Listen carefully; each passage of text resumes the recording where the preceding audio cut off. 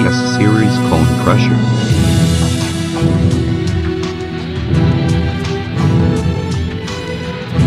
Process of CS series cone crusher works. The stone material is sent regularly by the vibrating feeder to the jaw crusher.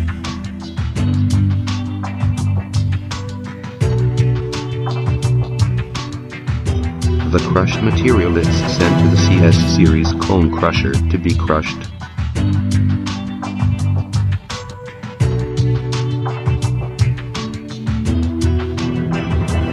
At last, the crushed material, which is the final product, be sent by the belt conveyor.